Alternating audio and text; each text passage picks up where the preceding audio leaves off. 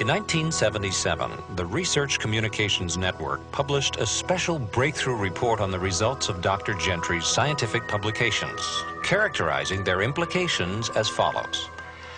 Current physical laws may not have governed the past.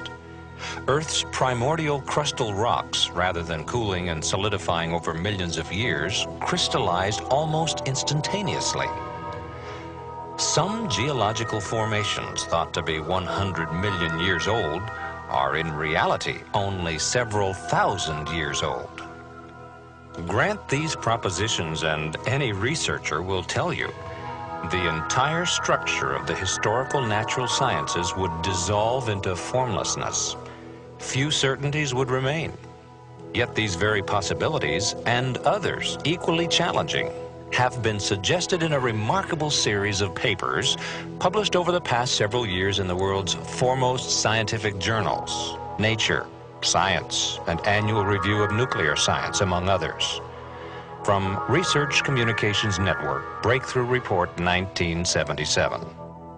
Part of Dr. Gentry's work referred to in this quote pertained to his work with coalified wood from what is known as the Colorado Plateau, a broad geographical region encompassing parts of Colorado, Utah, Arizona, and New Mexico.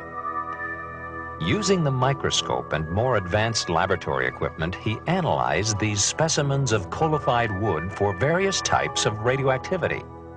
His results help us to understand how long it takes coal to form, the age of the coal, and the age of the Earth itself.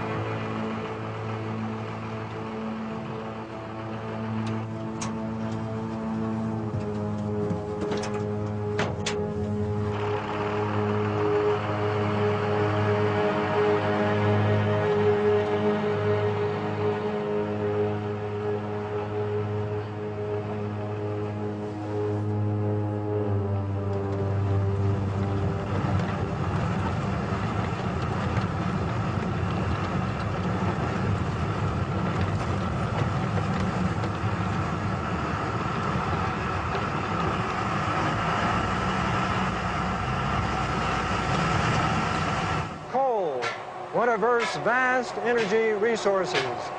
Before we can answer the question as to the age of coal and the time of its formation, we need to ask the question, where did coal come from? Here in this coal mine in Price, Utah, we have the answer. Here is a log, almost completely turned to coal. There are thousands of such logs in this mine and in other mines here in the Price area. This fact tells us that given the right conditions of pressure and temperature and water and time, that wood and other vegetation will turn to coal. The question is, how long did it take for that to happen? Robert Gentry and his son David, an associate in his father's work, explore this topic together. To answer this question, we need to look at coalified wood specimens from uranium mines instead of coalified wood, like this log, from one of the coal mines here in the Price, Utah area. This coalified wood specimen comes from La Salle, Utah, a uranium mine. Its presumed geologic age is around 140 million years. This specimen of coalified wood comes from a uranium mine in the Temple Mountain area here in Utah. Its presumed age is also 140 million years. But look how closely this specimen resembles this other piece of wood. They're nearly identical. It's interesting to note that this other piece of wood was derived from a fresh piece of wood like this, just a few weeks ago. This close similarity raises an important question.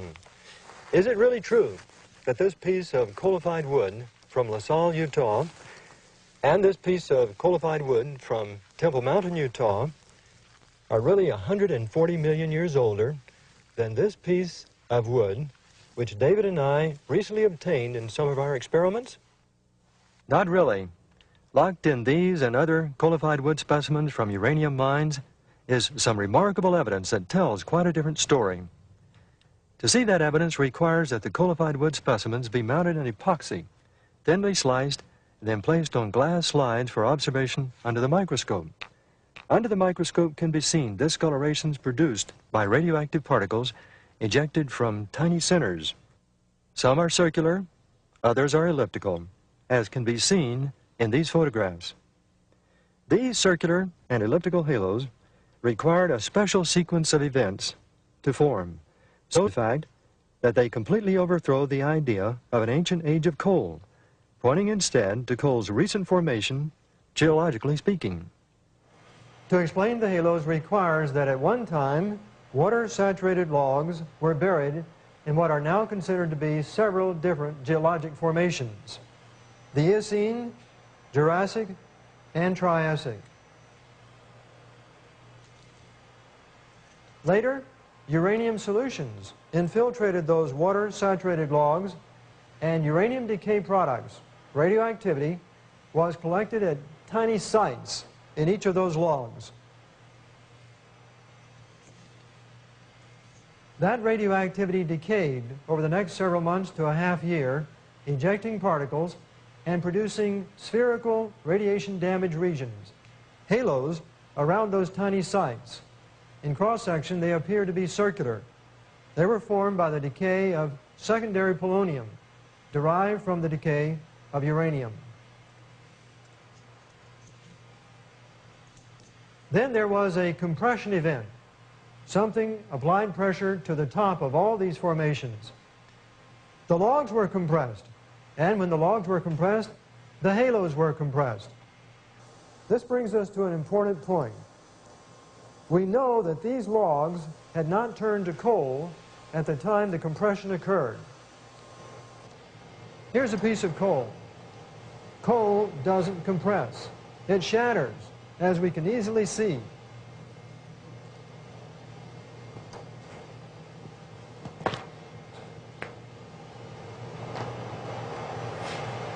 All the information we've seen thus far would indicate that these events were simultaneous in all these geologic formations. But there is even more evidence of that. When uranium invaded the wood, it left some of its decay product since the time that it invaded the wood. I measured both the amount of uranium in these coalified logs and also the amount of lead, the decay product. On the assumption that the decay of uranium to lead has been uniform, it's an assumption we'll discuss later, we arrive at the conclusion that all these logs were buried together quite recently. How recently? In 1976, I published my results of the studies on these logs in the October 15, 1976 issue of Science.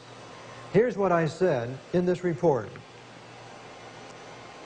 Such extraordinary values, referring to these lead-uranium ratios, admit the possibility that both the initial uranium infiltration and coalification could possibly have occurred within the past several thousand years. In other words, I was suggesting that coal could form very rapidly, geologically speaking. It contradicted the conventional way in which people have thought about the formation of coal. What was the reaction of the scientific community to this new data? I received a letter from Professor Raphael Kazman of Louisiana State University several months later, January 27, 1977. Dear Dr. Gentry, I have been patiently scanning the letters section of Science since the publication by you and your colleagues of your findings on radiohalos. The silence is deafening. I think it can be interpreted as stunned silence. your results will not greatly trouble the engineer, but the impact on the science of geology in possibly changing the accepted views as to the duration of geologic time will be felt for many years. Very truly yours, Raphael Kasman. Soon thereafter, Professor Kasman organized a symposium. It was entitled, "It's About Time, 4.5 billion years." Is the Earth really 4.5 billion years old? When the results of the symposium were written up and published in the September 1978 issue of GeoTimes, here's what was said. However, since the deposits from which the coalified wood was obtained are considered to be at least of Cretaceous age and possibly of Jurassic or Triassic age, the ratio between uranium-238 and lead-206 should be low.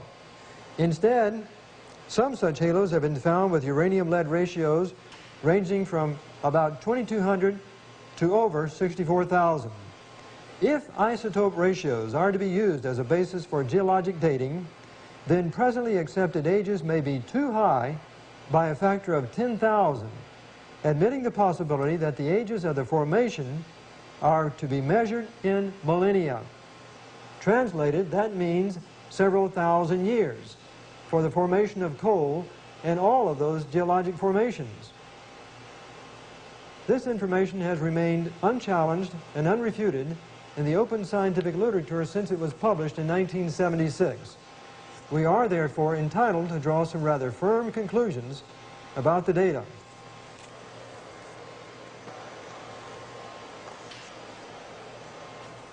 Geologists have assumed the Eocene was about 60 million years ago, the Cretaceous about 110 million years ago, the Jurassic 160 million years ago, and the Triassic 225 million years ago.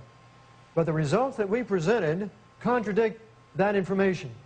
It's showing instead the simultaneous burial of all these formations about several thousand years ago. These results pertain to the origin and age of coal wherever it is found. Catherine Hill Bay, Australia.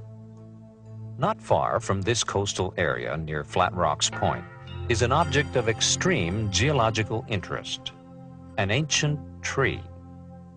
The fossilized remains of this tree can be seen extending through over 12 feet of sedimentary layers between two coal seams located here. Years ago, when a mining company excavated the layers exposing the tree, the bottom of the tree could be seen extending down to the lower coal seam. Since that time, the lower part of the tree has broken off.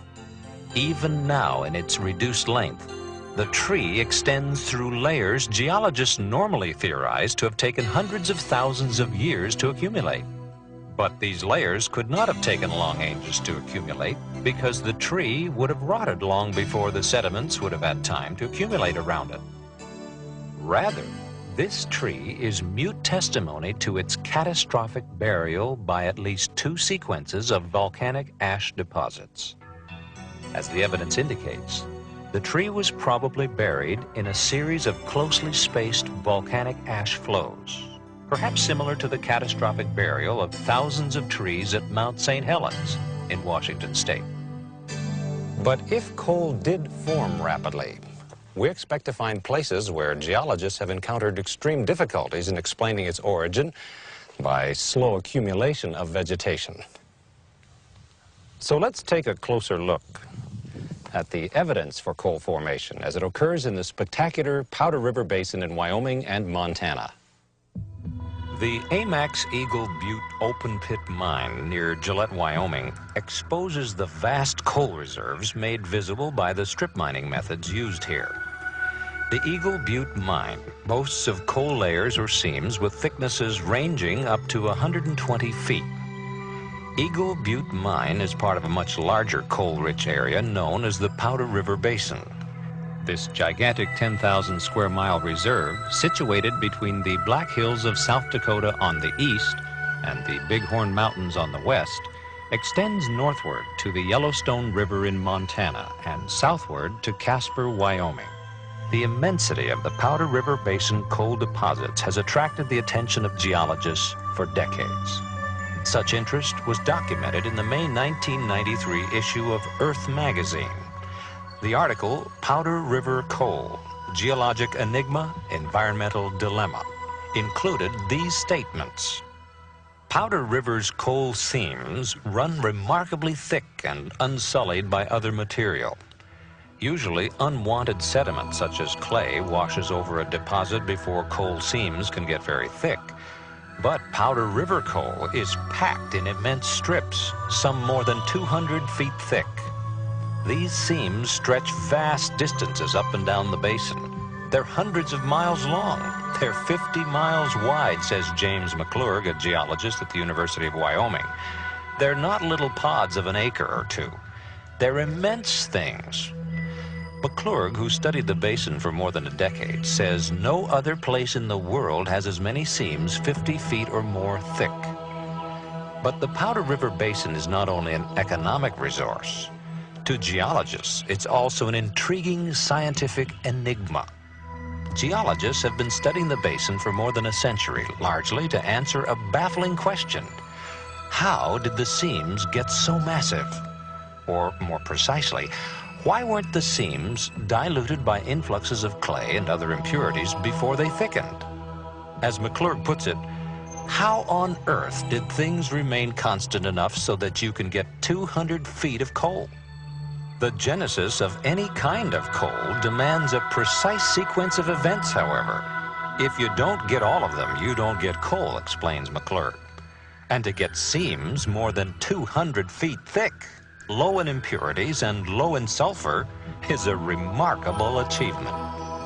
He adds, it would be like blindfolding yourself, spinning around and hitting the center of a dartboard 100 times in a row.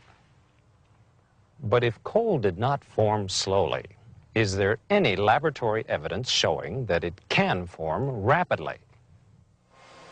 In this demonstration, Robert and David Gentry begin to answer this question.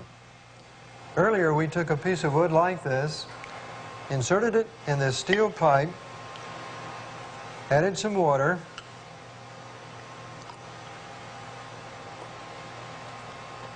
and then sealed it up. The next step is to put it in the oven at about 160 degrees centigrade for 2 weeks. Now we're ready to examine the results of this experiment.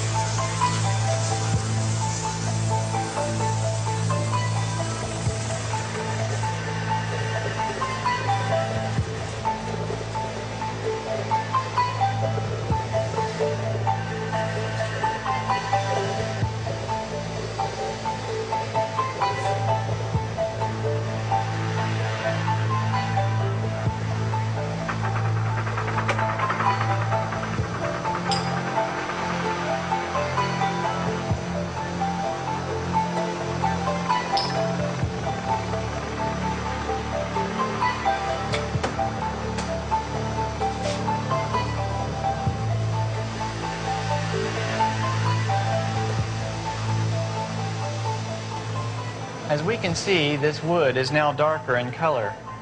It's also softer. A chemical reaction between the steam and the wood under pressure has caused these changes to occur.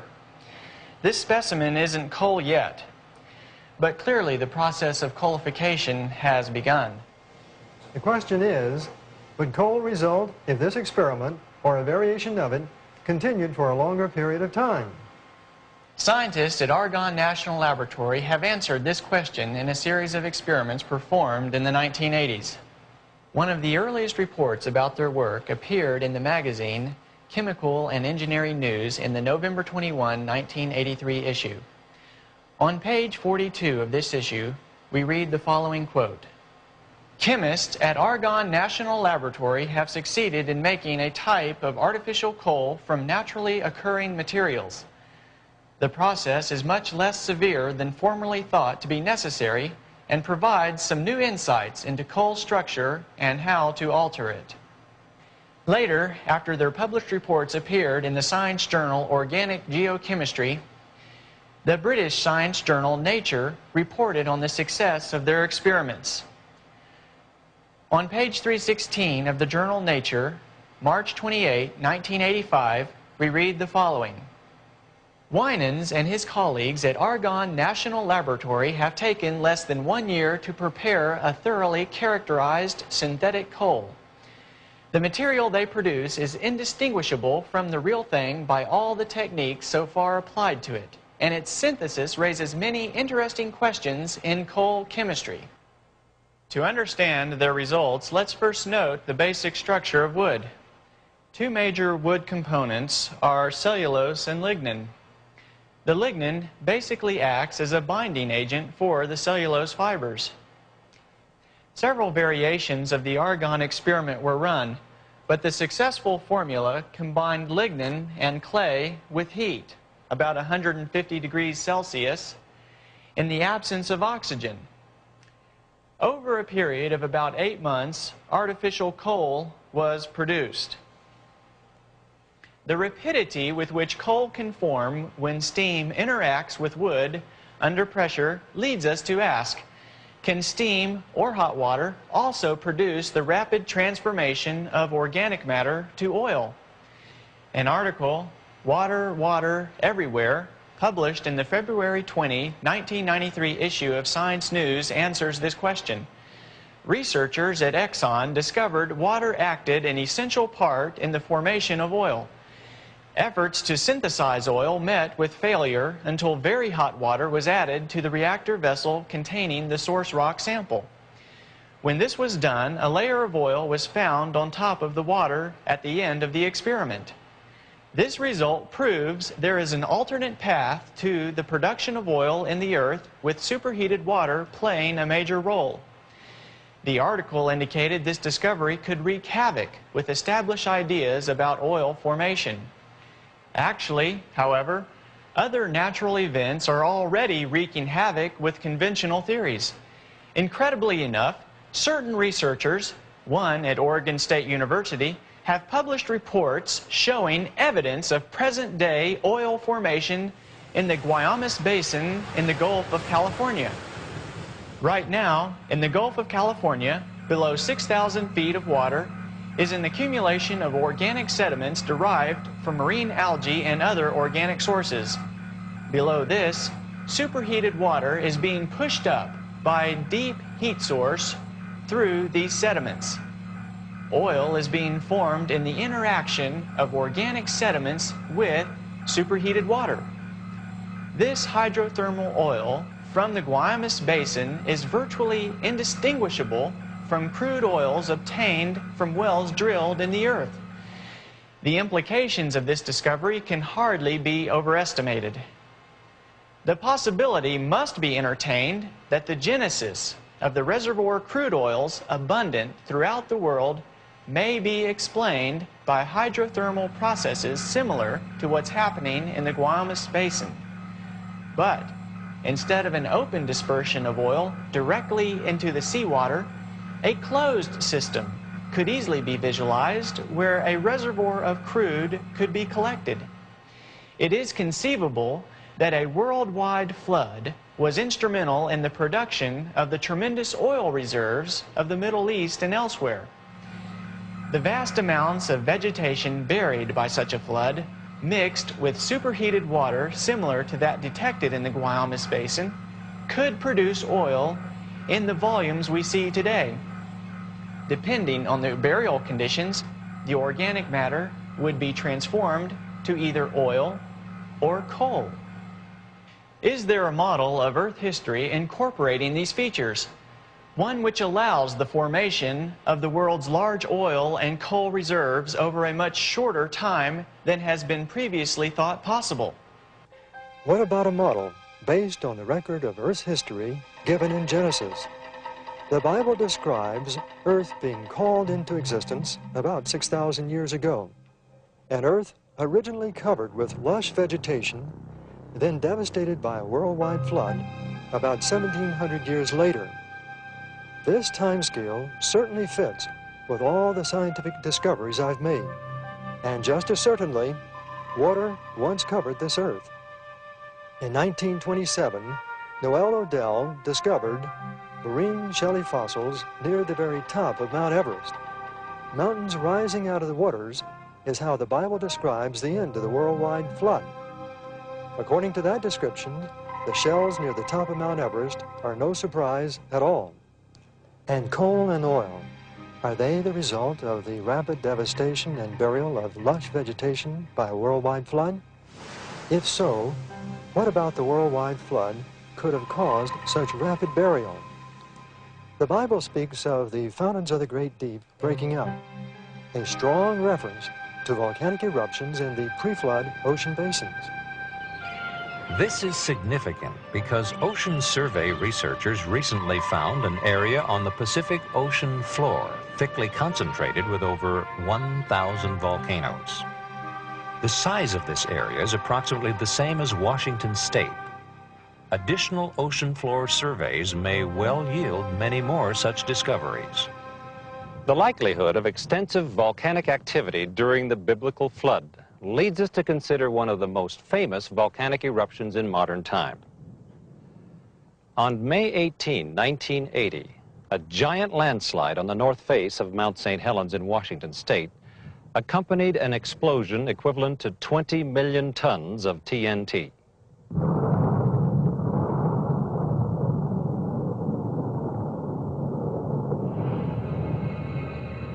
This lateral blast of superheated steam, volcanic ash, and dirt leveled over 150 square miles of forest, snapping huge Douglas firs like toothpicks. The landslide debris plunged into Spirit Lake, causing a colossal water wave which washed over the adjacent mountainside over 800 feet above its pre-eruption water level. An average thickness of 300 feet of new sediment dumped into the lake has caused its surface level to be almost 250 feet higher than before the eruption. A massive number of trees felled by the blast were washed into Spirit Lake by the giant water wave. The power of catastrophically driven water to accumulate and bury extensive amounts of vegetation can easily be seen here. The floating log mat on Spirit Lake is only about half its original size because the rest of the logs have sunk to the bottom. If Mount St. Helens had erupted underwater, huge tidal waves hundreds of times larger than the Spirit Lake water wave would have caused the erupted material to be carried over much of the Earth before settling. If thousands of these volcanoes were active, we can begin to imagine the destructive effects a worldwide flood would have had on the topography of the Earth's surface. This leads us to ask, could such a worldwide flood described in the Bible also be capable of explaining other geological phenomena, such as the Grand Canyon? Some geologists would have you believe that sedimentary deposits were laid down over many millions of years. What they want you to believe is just not true. The fact is, the geology of the Grand Canyon fits a model based on the occurrence of a worldwide flood. In an attempt to learn where the flood waters came from, where they went after the flood, and what geological events occurred during the flood, we went to Dr. Walter Brown, the former Chief of Science and Technology Studies at the Air War College and an associate professor at the U.S. Air Force Academy. His development of the hydroplate theory provides the key that unlocks many mysteries about the flood and its effects. We can see on our planet 17 very strange features that can now be systematically explained as a result of a cataclysmic global flood whose waters erupted from subterranean chambers with an energy release exceeding the explosion of 10 billion hydrogen bombs. This explanation shows us just how rapidly major mountains formed. It explains the coal and oil deposits, rapid continental drift, why ocean floors have huge trenches and hundreds of canyons and volcanoes. It explains the formation of the layered strata and most of the fossil record, the so-called ice ages, and major land canyons, especially the Grand Canyon. The pre-flood Earth probably had one very large supercontinent containing lush vegetation, seas, rivers, and minor mountains. According to the hydroplate theory, the pre-flood Earth had a lot of subterranean water, about half of what is now in our oceans. This water was in interconnected chambers forming a thin spherical shell about half a mile thick, perhaps 10 miles below the Earth's surface. Increasing pressure in the subterranean water chamber stretched the overlying crust just as a balloon stretches when the pressure inside increases. Failure in the crust began with a microscopic crack which grew in both directions at about 3 miles per second. The crack, following the path of least resistance, encircled the globe in about 2 hours. As the crack raced around the Earth, the overlying crust opened up like a rip in a tightly stretched cloth. The subterranean water was under extreme pressure because of the weight of the 10 miles of rock pressing down on it. So the water exploded violently out of the rupture. The high-pressure fountains eroded the rock on both sides of the crack and even threw up the limy contents of many pre-flood seas. Huge volumes of sediments settled out of this muddy water all over the Earth. These sediments trapped and buried plants and animals, forming the fossil record. The flooding uprooted vegetation, moving it to regions where it accumulated and quickly became coal and oil by processes we can duplicate in the laboratory today. Experiments show that as erosion widened the rupture, its width became so great that the compressed rock beneath the subterranean chamber sprung upward, giving birth to the mid-oceanic ridge that wraps around the Earth like the seam of a baseball. The continental plates, the hydroplates, still with lubricating water beneath them, slid downhill away from the rising mid-Atlantic ridge. After the massive, slowly accelerating continental plates reached speeds of about 45 miles an hour, they ran into resistances, compressed, crushed, thickened, and buckled. The portions of the hydroplates that buckled up formed mountains. Those that buckled down formed ocean trenches. This is why these features are generally parallel to the oceanic ridges from which they slid. The hydroplates, in sliding away from the oceanic ridges, opened up very deep ocean basins into which the floodwaters retreated. Every continental basin was naturally left brimful of water, producing many post-flood lakes. Each lake that grew from rainfall or drainage from higher elevations spilled over its rim at the lowest point of the rim. That eroded a little notch in the rim, allowing even more water to flow through the notch faster, cutting the soft flood-deposited sediments even deeper. This process accelerated until all the lake's water dumped through a very deep slit, forming a canyon. The largest of these was the Grand Canyon. North and east of the Grand Canyon was a huge lake that I have identified and named Grand Lake.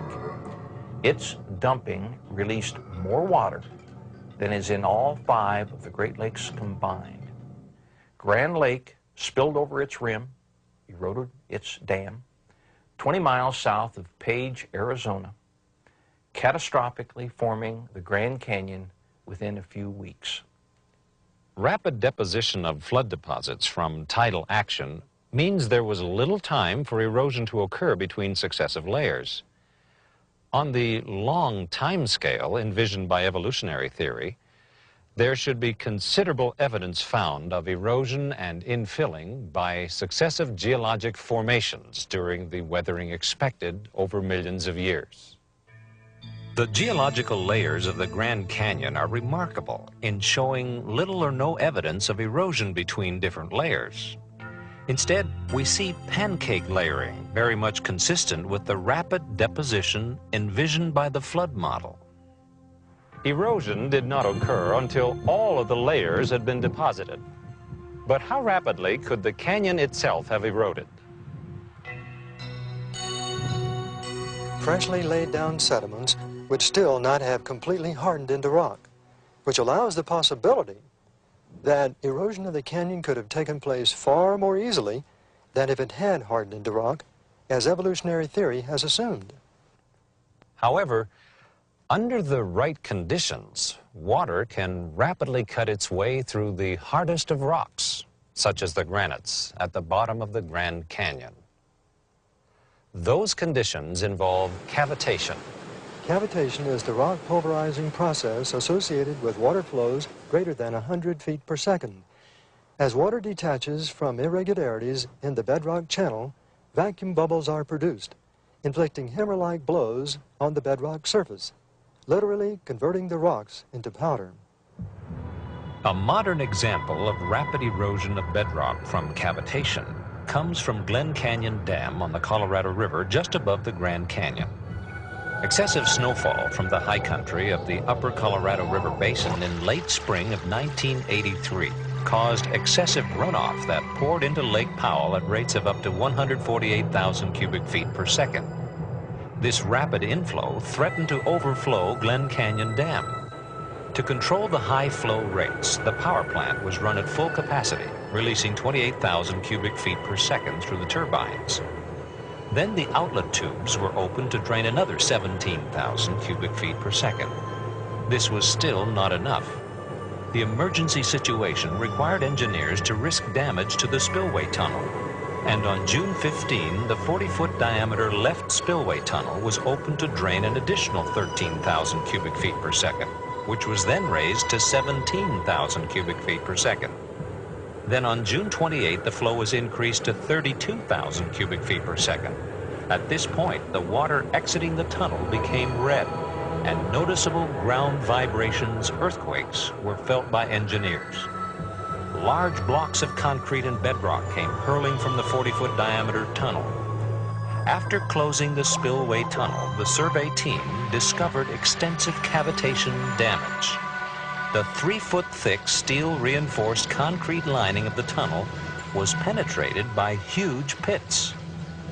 At an elbow where the tunnel levels out, a hole 32 feet deep, 150 feet long, and 40 feet wide was cut through the lining into red sandstone bedrock. This hole required 63,000 cubic feet of concrete to fill. The repair process to the enormous hole shows the vast extent of the damage. The speed of erosion in the Glen Canyon Dam spillway tunnel occurred very rapidly during the period when the red color of water appeared and ground vibrations were generated. It is possible that cavitation was pulverizing concrete, steel, and sandstone at the rate of 1,000 cubic feet per second during the peak period of erosion. The destructive effects of cavitation at Glen Canyon Dam tell us the Grand Canyon could have been eroded very quickly by the sudden release of a huge volume of water above the canyon. But where did the water come from, and what caused its sudden release? Dr. Brown's studies on the Grand Canyon provide one of the best answers. Most people are told that the mighty Colorado River carved the Grand Canyon over millions of years. But if people could study the canyon from an aircraft, they could see its vastness and how tiny that river is in relation to the canyon itself. There is no river on Earth that could carve this big hole in the ground, even over billions of years.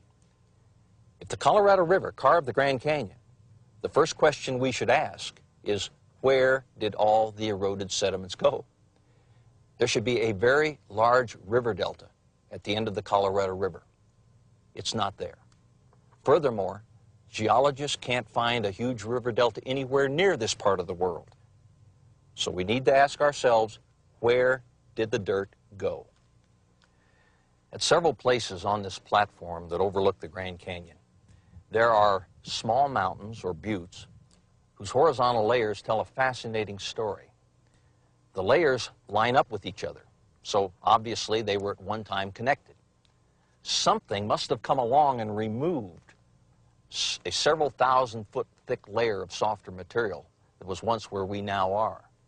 So we need to explain not only where the dirt from inside the vast 200-mile-long canyon went, but also where did the thousands of feet of dirt go that was once above where we are now and spread out for tens of thousands of square miles. This particular formation, called Red Butte, not only still has some of these horizontal layers, but there is another clue sitting on top. The topmost layer is a lava flow. Lava only flows downhill. Therefore, at one time, the land surrounding the top of this butte must have been even higher. So again, where did all that dirt go? Grand Lake spilled over and eroded its dam catastrophically, forming the Grand Canyon to the southwest within a few weeks. One other large post-flood lake that geologists recognized was once near here was Hopi Lake.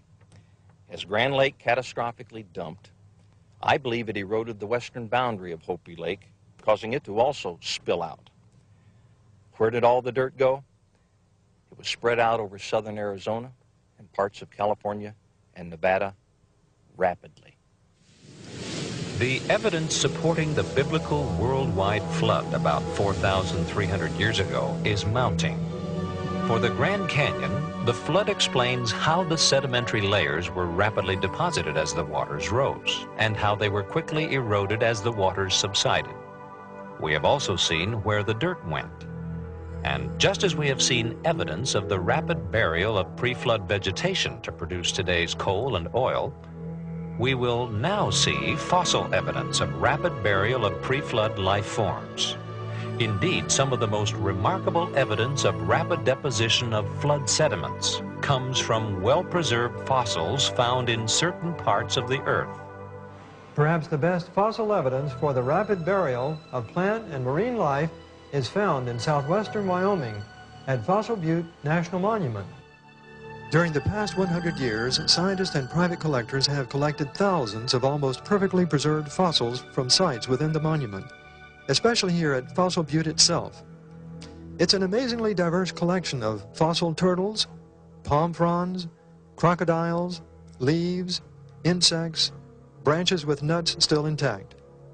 There are even fossil stingrays, whose skeletons of cartilage are known to disintegrate rapidly, proving that burial of all these life forms was indeed quite rapid. But this isn't all. Perhaps the most spectacular evidence of rapid burial of all the fossils within the monument are the billions of the more than 20 kinds of fish. This slab of rock in the Monument Visitor Center, which measures about 9 feet by 5 feet, shows vividly just a few of that number. Amazingly, many of the fish retain not only their entire skeletons, but their teeth, delicate scales, and skin as well. The vast number of fossil fish at Fossil Butte has left evolutionary geologists with a vast unsolved mystery. In 2 sections entitled Ideal Conditions for Fossil Making and Unsolved Mysteries, the National Park Service's brochure on Fossil Butte reveals the contradictions that result when using an ancient Earth time frame to explain rapid burial. On one hand, it speculates on the existence of a lake, wherein many animals and plants probably died natural deaths. On the other hand, the evidence forces the conclusion that, on several occasions, huge numbers of fish were killed suddenly. The brochure then equates those several occasions to rapid burial by precipitation of calcium carbonate. the primary rock mineral enclosing the fossils, year after year for hundreds of thousands of years. This is a truly incredible scenario, to have such a vast number of fish reproducing within a short time, only to be wiped out by a succeeding catastrophe a year or so later, and this to be repeated several 100,000 times. Paleontologists should long ago have seen the fallacy in this scenario, if for no other reason, because of the beautifully preserved fossil palm fronds. Put very simply, palm trees don't grow in water, and their fronds are not ripped off by gentle breezes. Only a catastrophe of huge proportions can account for the perfectly preserved fossils at Fossil Butte. The rocks there are, like many in the Grand Canyon, primarily calcium carbonate. They all had a common source, the interaction of volcanic gases with lime thrown up from the basins of the pre-flood seas. This commonality, together with the evidence of rapid deposition and burial, tells us plainly that Fossil Butte and the Grand Canyon originated in the same great event, the catastrophe of the worldwide flood. But is there any other evidence which would confirm that Fossil Butte is only as old as the flood? The answer is yes. Geologists have repeatedly identified the Fossil Butte site as belonging to the Eocene, which they assume was 50 to 60 million years ago. But we have already seen from my studies on coalified wood and the chart on the collapse of geologic time that the Eocene fits into the framework of a worldwide flood only several thousand years ago.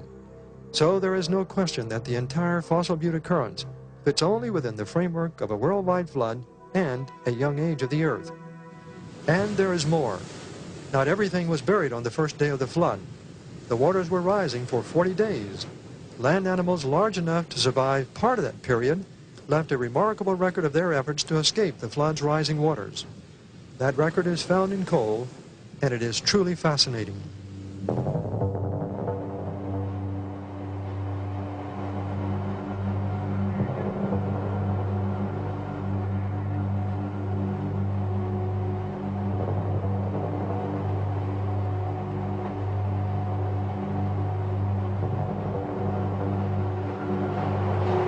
Dinosaur tracks in coal. Amazing. Extraordinary. How in the world did they ever get there?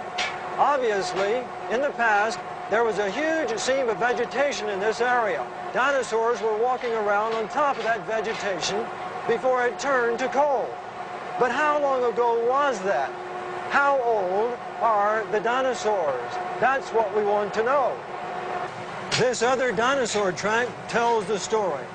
It's right adjacent to one of these coalified logs here in this coal mine in Price, Utah. In fact, it's only about 100 feet away from the coalified log that we saw earlier. So we know that whatever the age of the coalified wood, the dinosaurs were of the same age.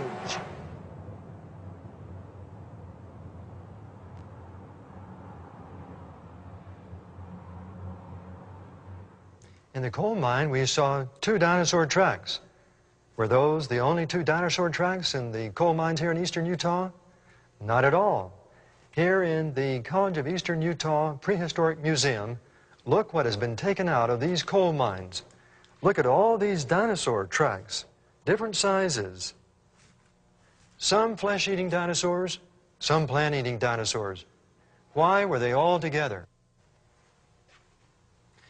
To answer that question, let's look at the Kenilworth Mine fossil map. It says there are at least 8 different track types within 100 meters on the mine's roof surface.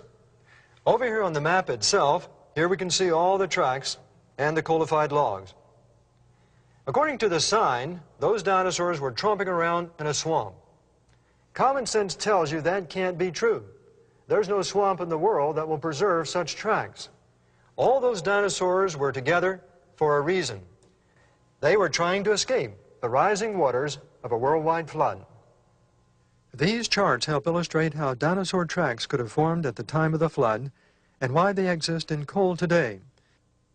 The pre-flood earth was covered with lush vegetation, a scene of beauty everywhere. Then came the flood. Torrential rain and the fountains of the great deep bursting open caused Earth's lush vegetation to be swept up in the flood's rising waters. This vegetation accumulated in great mats and then was deposited by the ebb and flow of tidal waves produced by volcanic activity in the pre-flood seas. Each tidal action left its deposit of sediment within or over the layer of vegetation.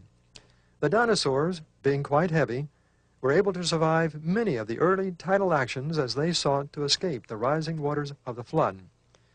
When the tidal waters briefly receded, the dinosaurs continued their search for higher ground, leaving their tracks in the sediments that were freshly deposited over the vegetation. At times, their great weight caused their tracks to penetrate the sedimentary layer into the mat of vegetation. That mat of vegetation has since turned into coal, and wherever the dinosaurs left their original imprints, there we still find an indelible record of their tracks in coal today. If all these dinosaurs were congregating together and swept up by the rising waters of the flood, we might also expect that they would be buried together. And indeed, here at Dinosaur National Monument in Vernal, Utah, we see a giant fossil dinosaur graveyard.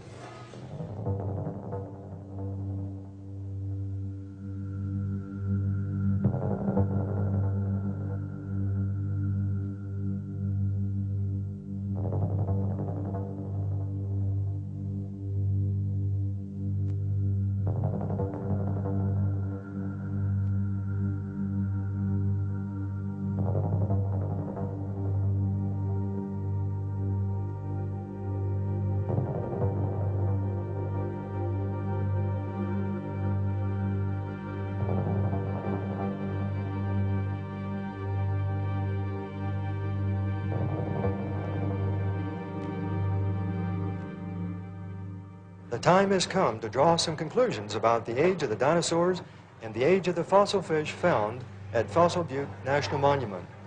Here at Dinosaur National Monument, there's a sign that says these dinosaur bones are 145 million years old, the so-called Jurassic era. But we know that can't really be true at all.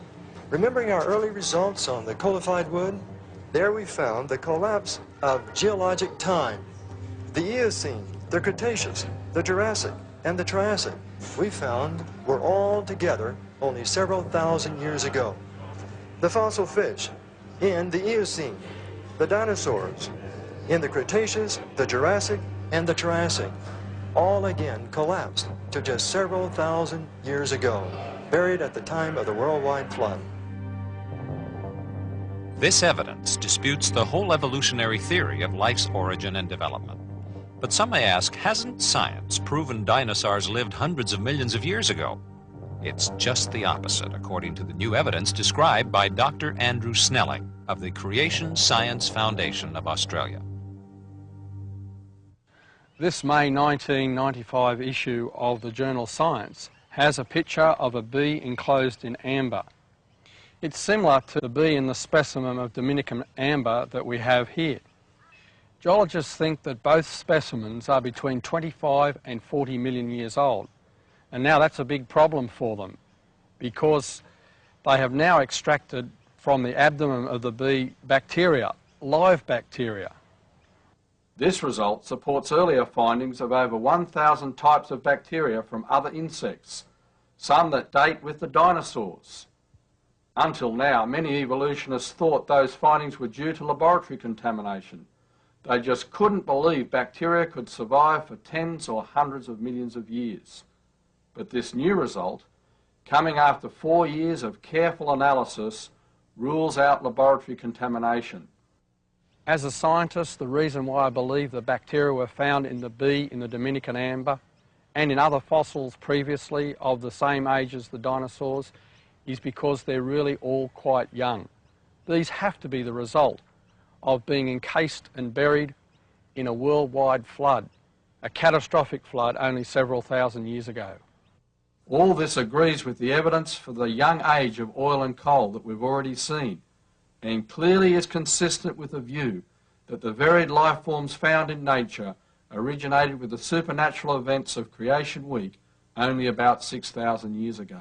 Evolution assumes granites formed by slow cooling over billions of years. The time of cooling, or presumed age, is obtained by measuring the present radioactive decay products in the granite, and assuming they accumulated only by slow, constant radioactive decay. Because evolution equates radioactive age with the time of cooling, any evidence showing granites formed rapidly essentially shows their simultaneous creation. Thus, the premise of constant radioactive decay and the inference of great age is invalidated. And indeed, there is scientific evidence for their simultaneous creation. Etched within the granites are beautiful microspheres of coloration produced by the decay of a certain radioactive element known to have only a fleeting existence. Using a simple analogy, Alka-Seltzer bubbles in water can be retained only by rapid freezing. Similarly, the microscopic record of fleeting radioactive decay in the granites is there only because these rocks were instantly created in solid form. If these rocks had formed by slow cooling, as evolution claims, the radioactive traces would have disappeared in the melt without leaving any visible record. This record of instantaneous creation is found in granites worldwide. Moreover, its existence in granites of vastly different radiometric ages shows they were all created at the same time. This collapses the whole foundation of geologic time. The hundreds of millions of years of cooling time that geologists have thought necessary to form the giant monolith El Capitan is reduced to less than a few minutes.